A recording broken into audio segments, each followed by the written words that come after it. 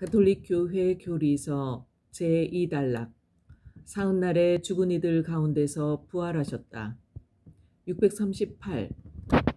우리는 여러분에게 이 기쁜 소식을 전합니다. 우리 선조들에게 하신 약속을 하느님께서는 예수님을 다시 살리시어 그들의 후손인 우리에게 실현시켜 주셨습니다. 예수님의 부활은 그리스도에 대한 우리 신앙 진리의 정수이다. 초대 그리스도교 공동체가 이를 중심 진리로 믿고 실천했으며 성전이 근본 진리로 전승하였고 신약 성경의 기록으로 확립되어 십자가와 함께 파스카 신비의 핵심 부분으로 가르쳐 온 신앙 진리이다. 그리스도 죽은 이들 가운데서 부활하셨도다. 당신 죽음으로 죽음을 이기시고 죽은 이들에게 생명을 주셨도다. 1. 역사적이며 역사를 초월하는 사건. 639. 그리스도의 부활 신비는 신약 성경이 증언하듯이 역사적으로 분명한 사실들을 보여주는 실제 사건이다. 서기 56년경에 이미 바오로 사도는 코린토 신자들에게 다음과 같은 편지를 보냈다. 나도 전해받았고 여러분에게 무엇보다 먼저 전해준 복음은 이렇습니다. 곧 그리스도께서는 성경 말씀대로 우리의 죄 때문에 돌아가시고 묻히셨으며 성경 말씀대로 사흔날에 되살아나시어 케파에게 또 이어서 12 사도에게 나타나셨습니다. 사도는 여기서 다마스쿠스 성문 근처에서 개종한 뒤에 알게 된 부활에 대한 살아있는 전승을 말하고 있다. 빈 무덤. 640. 어찌하여 살아계신 분을 죽은 이들 가운데에서 찾고 있느냐? 그분께서는 여기에 계시지 않는다. 되살아나셨다. 파스카 사건의 테두리 안에서 발견하는 첫 번째 요소는 바로 빈 무덤이다. 빈 무덤 자체가 부활의 직접적인 증거는 아니다. 그리스도의 시체가 무덤 안에 없다는 사실은 달리 설명될 수도 있다. 그럼에도 빈 무덤은 모든 사람에게 핵심적 징표가 된다. 제자들이 빈 무덤을 발견한 것은 그리스도의 부활 사실을 인정하는 첫걸음이었다. 먼저 거룩한 여인들의 경우가 그러했고 다음에 베드로의 경우가 그러했다. 예수님께서 사랑하신 제자는 빈 무덤 안으로 들어가 아마포가 놓여있는 것을 발견하고 보고 믿었다고 한다. 이는 그가 빈 무덤의 상태를 보고 예수님의 시체가 없어진 것은 사람이 한 일일 수 없으며 라자로의 경우와는 달리 예수님이 단순히 지상의 삶으로 돌아오신 것이 아님을 알게 되었다는 사실을 전제로 한다. 부활하신 분의 발현. 641. 막달라 여자 마리아와 다른 거룩한 여인들이 처음으로 부활하신 분을 만났다.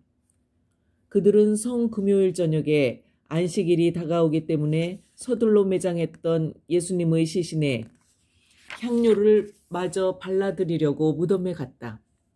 그러므로 그리스도의 부활을 사도들에게 알린 첫사람은 여인들이었다. 그 다음으로 예수님께서는 사도들에게 나타나시는데 먼저 베드로에게 그리고 이어서 12 사도들에게 나타나신다. 베드로는 형제들의 믿음을 굳건하게 해주도록 부름을 받았기에 그들보다 먼저 부활하신 그분을 보았고 그의 증언을 듣자 공동체는 정녕 주님께서 되살아나시어 시몬에게 나타나셨다고 외친다. 642. 예수님이 부활하신 다음 일어난 모든 일은 모든 사도를 특히 베드로를 부활날 아침에 시작된 새로운 시대의 건설에 참여시킨다. 그들은 부활하신 분의 증인들로서 그분 교회의 주춧돌이 되었다. 초기 신자 공동체의 신앙은 그리스도인들이 알고 있던 그리고 대부분이 아직 그들 가운데 살고 있던 사람들의 직접적인 증언에 기초하고 있다. 이러한 그리스도의 부활의 증인들은 우선 베드로와 12사도였으나 그들뿐이 아니었다. 바오로는 야고보와 모든 사도 외에도 한 번에 500명이 넘는 사람들에게 예수님께서 나타나셨다고 분명히 말하고 있다. 643. 이런 증언들을 앞에 두고 그리스도의 부활을 물리적인 차원을 벗어난 어떤 것으로 해석하기는 불가능하며 이를 역사적인 사실로 인정하지 않을 수 없다. 이것은 제자들의 신앙이 그들의 스승이 미리 알려주셨듯이 스승의 순환과 십자가 위의 죽음이라는 가혹한 시련을 겪어야 했던 여러 사실에서 분명해진다. 순환으로 받은 충격이 너무 컸기 때문에 제자들은 부활 소식을 쉽게 믿지 못했다. 복음서들은 우리에게 신비로운 열광에 넘치는 공동체를 보여주기는커녕 기가 꺾이고 두려워하는 제자들의 모습을 보여준다. 이 때문에 그들은 무덤에서 돌아온 거룩한 여인들의 말을 믿지 못했으며 그 이야기가 헛소리처럼 여겨졌다. 예수님이 부활하신 날 저녁에 11 제자들에게 나타나시어 그들의 불신과 완고한 마음을 꾸짖으셨다. 되살아난 당신을 본 이들의 말을 그들이 믿지 않았기 때문이다. 644. 부활하신 예수님의 실제 앞에서도 여전히 의심할 정도로 제자들에게는 부활이 불가능한 일로 보였다. 그들은 유령을 보고 있다고 생각한다. 그들은 너무 기쁜 나머지 아직도 믿지 못하고 놀라워하였다. 토마스도 같은 의심의 시험을 겪게 된다. 그리고 마테오 사도가 전하는 갈릴레아의 마지막 발현 때에도 더러는 의심하였다. 이런 이유로 부활이 사도들의 신앙의 산물이었다는 가설은 신빙성이 없다. 오히려 정반대로 부활에 대한 그들의 신앙은 부활하신 예수님의 실제에 대한 직접적인 경험에서 생겨난 것이다. 그리스도의 부활한 인성. 645. 부활하신 예수님께서는 제자들이 당신을 만지게 하시고 함께 식사를 하심으로써 직접적인 관계를 맺으신다. 이처럼 예수님께서는 제자들에게 당신이 유령이 아니라는 사실을 깨닫도록 이끄시며 무엇보다도 그들에게 나타나 부활하신 그 육신이 순환의 흔적을 아직 지니고 있는 고난을 당하고 십자가에 못 박히신 바로 그 육신이시라는 사실을 깨닫게 하신다. 한편 이 참되고 실제적인 육신은 영광스러운 육신의 새로운 특성들도 함께 지니고 있다. 이 육신은 이제 시간과 공간의 제약을 받지 않고 원하는 곳에 원하는 때에 마음대로 나타날 수가 있다. 왜냐하면 그분의 인성은 더 이상 지상에 매여 있지 않고 다만 성부의 신적인 영역에 속하기 때문이다. 이런 이유로 부활하신 예수님께서는 정원지기의 모습이나 또는 제자들에게 친숙한 모습과는 다른 모습 등 얼마든지 원하시는 모습으로 나타나신다. 이는 분명 그들의 믿음을 불러일으키기 위한 것이다. 646. 그리스도의 부활은 당신이 부활 전에 야이로의 딸, 나인의 젊은이, 라자로 등을 다시 살리신 경우처럼 지상의 삶으로 돌아오는 것이 아니다. 이러한 사실들은 기적적인 사건들이었지만 이 기적을 받은 사람들은 예수님의 권능으로 지상의 정상적인 삶을 되찾았을 뿐이었다. 때가 되면 그들은 다시 죽게 될 것이다. 그리스도의 부활은 본질적으로 다르다. 부활하신 당신의 육신으로 그리스도께서는 죽음의 상태에서 시간과 공간을 초월한 다른 생명의 세계로 넘어가신다. 예수님의 몸은 부활을 통해서 성령의 권능으로 충만해진다. 예수님의 몸은 그 영광스러운 상태로 하느님의 생명에 참여한다. 그러므로 바오로 사도는 그리스도를 하늘의 인간이라고 말할 수 있는 것이다. 초월적 사건인 부활. 647. 부활 성야의 부활 찬송은 오 참으로 복된 밤, 너 홀로 때와 시를 알고 있었으니 너 홀로 죽은 이들의 세계에서 살아나오시는 그리스도의 부활을 알았도다 하고 노래한다. 사실 부활 사건 자체를 눈으로 목격한 증인은 아무도 없었고 어느 복음사가도 그것을 묘사하지 않았다. 누구도 부활이 물리적으로 어떻게 이루어졌는지를 말할 수 없었다. 더구나 다른 생명으로 넘어간다고 하는 부활 사건의 핵심은 감각기관으로 지각할 수 없는 것이다. 빈 무덤이라는 표징과 부활하신 예수님을 사도들이 만났다는 사실로 부활이라는 역사적 사건이 확인되지만 역사를 초월하고 넘어선다는 면에서 부활은 여전히 신앙의 신비의 핵심에 머물러 있다. 바로 이런 까닭에 부활하신 그리스도께서 세상에 드러내지 않으시고 다만 당신 제자들, 갈릴레아에서 예루살렘으로 올라간 이들에게 여러 날 동안 나타나셨다. 이 사람들이 이제 백성 앞에서 그분의 증인이 된 것이다. 이 부활, 거룩한 삼위의 업적 648. 그리스도의 부활은 하느님께서 피조물과 역사 안에 초월적으로 개입하셨다는 점에서 신앙의 대상이다. 부활 안에서 삼위 하느님께서는 동시에 함께 일하시며 또 각 위의 독자성을 드러내시기도 한다. 그리스도의 부활은 당신 아들 그리스도를 다시 살리시고 그로써 그 인성을 삼위일체 안으로 완전히 이끌어들이신 성부의 권능을 통해서 이루어졌다. 예수님께서는 결정적으로 거룩한 영으로는 죽은 이들 가운데에서 부활하시어 힘을 지니신 하느님의 아드님으로 계시되신다. 바오로 사도는 성령의 활동을 통해서 예수님의 죽은 인성을 되살리시고 그분을 주님의 영광스러운 상태로 부르신 하느님의 권능이 드러난다고 강조한다. 649. 성자께서는 당신의 신적 능력으로 부활하신다.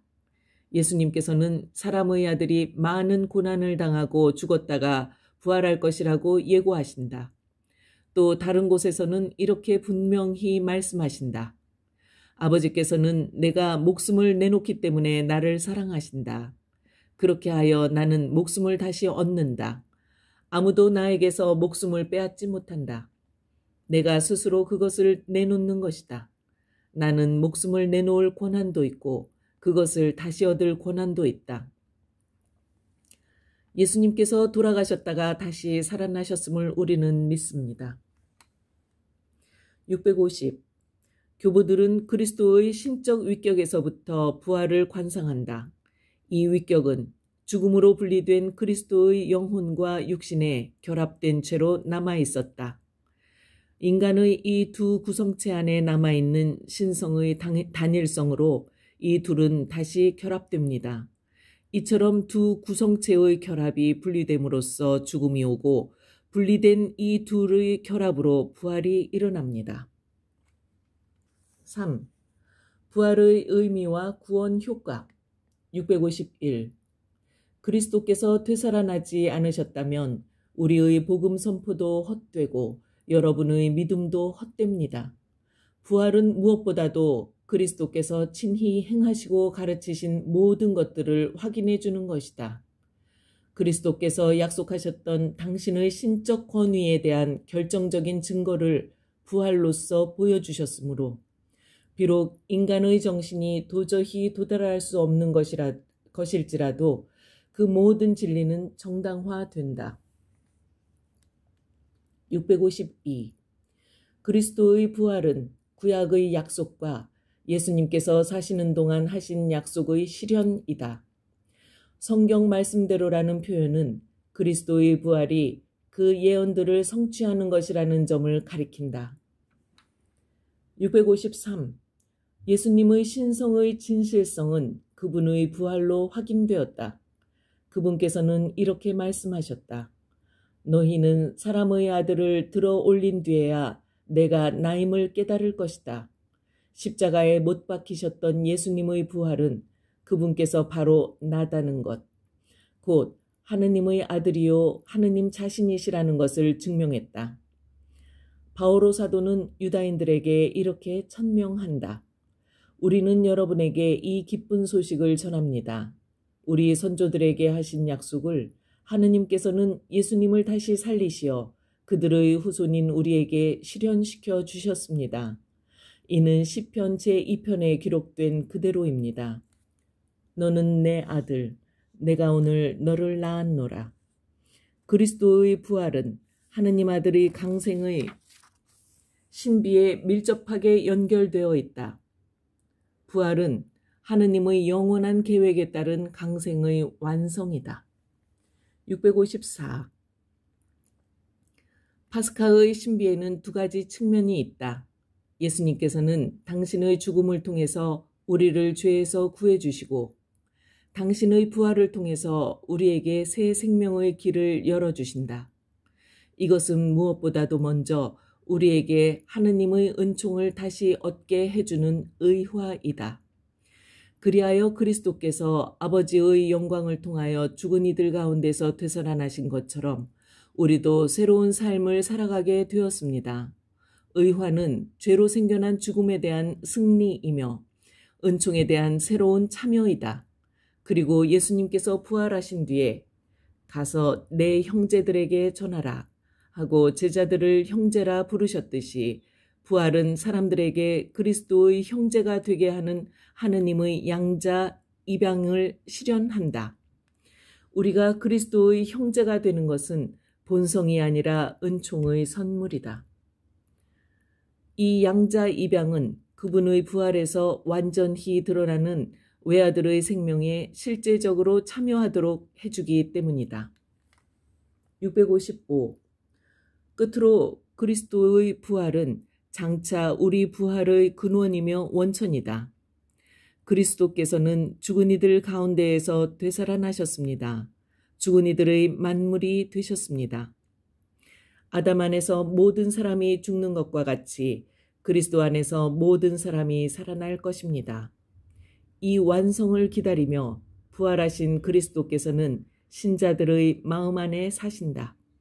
그리스도인들은 그리스도 안에서 앞으로 올 세상의 힘을 맛본 그들의 삶은 그리스도를 통해 하느님의 생명 안으로 이끌려 간다.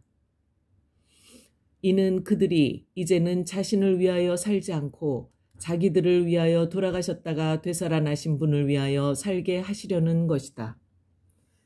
간추림 656. 부활신앙은 부활하신 분을 실제로 만난 제자들이 역사적으로 증언한 사건과 그리스도의 인성이 하느님의 영광 안에 들어간다는 신비적이고 초월적인 사건을 그 대상으로 한다. 657. 빈 무덤과 흩어진 수의는 그리스도의 육신이 하느님의 권능으로 죽음과 부패의 사슬을 벗어났음을 뜻한다. 이것들은 제자들을 부활하신 분과 만나도록 준비시킨다. 658.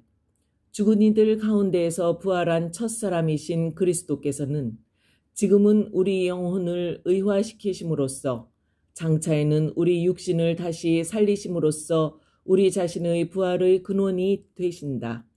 찬미 예수님.